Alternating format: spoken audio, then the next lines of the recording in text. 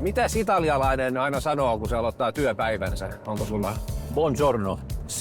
Sillä se varmaan sitten käynnistää. Kyllä. Buongiorno, hyvät katsojat, ja tervetuloa jälleen 8 vuoden tauon jälkeen Italiaan ja Maranelloon. Näissä maisemissa olemme vierailleet aiemmin 3 kertaa aikaisemmin ja nyt monen vuoden tauon jälkeen rakkaat aurinkoiset Italian paisemat ja alla on ehtaa Ferraria. Kyllä. Ja nyt onkin sitten sellainen peli, että sinähän osaat lausua jopa uuden mallin nimenkin. Ferrari 12 Cylindre. Oho! Ekalla oikein. Niin. Kerrankin. Ferrari ja V12-moottori ovat käsite, ja jotta näistä klassikkoaineksista saadaan onnistunut lopputulos, on varsin ovelaa nimetä malliston tuorein superyksilö yksinkertaisesti Ferrari 12 Cilindri, siis 12 sylinteriä. Ja edellinen mallihan oli se 812 Superfast. Kyllä. Ja on parikymmentä hevosvoimaa tullut ripaus lisää tähän. 6,5 litrainen V12, kyllä. 830 hevosvoimaa. Joo, tää on aivan mieletön laite. Jos mulla on näitä mielettömiä laitteja aina, mutta kyllä tää alkaa olla ihan tapissa. Mut katuauto. Katuauto, aivan käsittämätön. Takaveto siis kysymyksessä, etumoottorinen, vaihdelaatikko takana.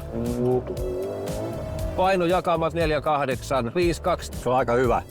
No, luulis Ferrari-miehelle kelpaa. Kyllä. Se toimii. Joo. Se tuntee heti, että tää on hieno balanssi tässä autossa. Täällä on niin helppo ajaa tämmöstä vuoritietä, että tää on yhden käden hommia. No. Eikö ne tuppaa tossa jässä vähän olemaan? Yhden käden hommia. Miten se lausuttiin? 12 Cylindre. Joo, 12 Cilindri. Bravo. Joo. Huono. Malli, joka on jakanut mielipiteitä niin nimensä kuin ulkomuotonsa suhteen. Kieltämättä musta keulapaneeli tuo mieleen 60-70-luvun vaihteen Ferrari Daytonan. Suunnittelussa on kyllä onnistuneesti yhdistetty sekä klassisia muotoiluelementtejä että modernia teknologiaa. 830 hevosvoiman huipputehot 678 Nm kokonaisväännöllä. 0–100 viivytään alle 3 sekunnissa ja huiput kirjataan 340. Kaiken takaa sulava, nopea ja huomaamaton 8-vaihteinen kaksoiskytkin laatikko. Sisältä aina Ferrarin tyylikästä ja selkeäpiirteistä. Ohjaamossa näkymää hallitsevat suuret näytöt. Etumatkustajallekin on myös oma näyttönsä, josta voi seurata vaikka nopeuksia ja kierroslukua. Hienona yksityiskohtana vaihteen valitsin, joka ottaa mallia entisajan manuaalivaihteiston H-kuviosta. Tämä on sitä Ferrarin V12-moottorimaailmaa.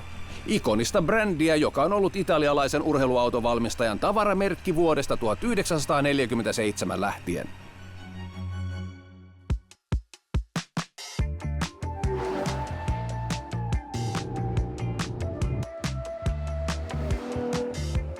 Mutta voiko tämmöiselle V12-moottoriselle vapaasti hengittävälle Ferrarille niin antaa vielä tilaa maailman autoilumaailmassa? Totta kai. Näitä löytää, jotka näitä haluaa.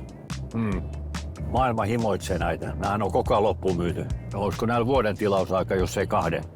Niin sehän on niin kuin heidän verissä tää, niin kuin sanotaan, moottorit, polttomoottorit. Joo, ja se on tavaramerkki heille edelleen ja se on tärkeä osa koko heidän historiaa ja Kyllä, kehitystä. se on sitä suurta historiaa hei. 7 vuotta ehti kulua, kunnes 12 Cilindri korvasi 812 Superfast-mallin. Uusi malli esiteltiin Miami Beachillä keväällä 2024.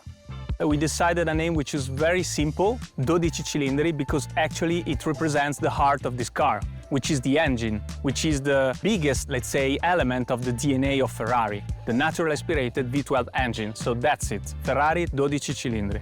It's very difficult to mention only one big improvement because there are many of them. We could mention, for example, the independent four-wheel steering or the active aerodynamics that activate only when needed, preserving the very elegant design of the car, or the central display, which improved the comfort on board.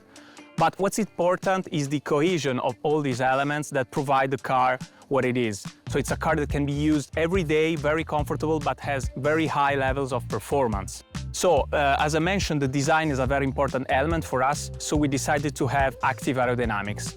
This allows to increase the vertical load only when needed in the corners, in the braking, and in conditions where the ECU detects that it's needed, but at the same time preserve the very elegant lines of the car when the car is standing still or where the aerodynamics are not needed.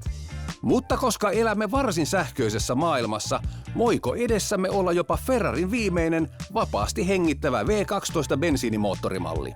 Of course, we cannot provide details of our future strategy, but we already announced in the Capital Market Day that Ferrari will keep investing in plug-in hybrid vehicles, electric vehicles, but also combustion engine vehicles. And in particular, as long as the regulation will allow us to do so, we will invest also in V12 engines.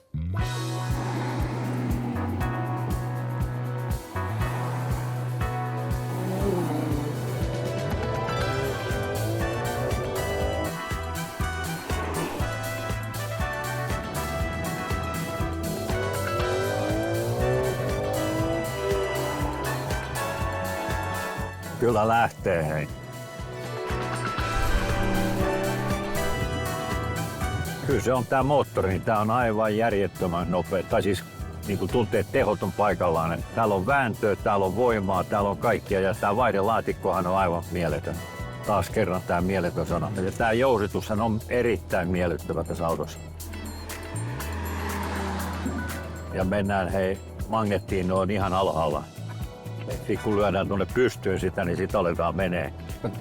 Mutta eikö se ole mieskunnossa muutenkin kuin? Mies on pystyssä. Niin, ja saadaan sehän punaiselle. Niin. Ja ensi viikolla Fiorano on sitten, eikö niin? Täällä siis lukee kyllä, että ensi viikolla olisi Fioranon testirata meillä käytettävissä. No niin.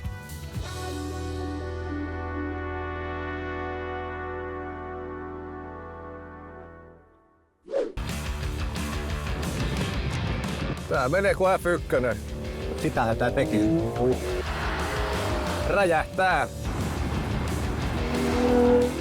Ja kuinka paljon vielä on reservissä? Paljon.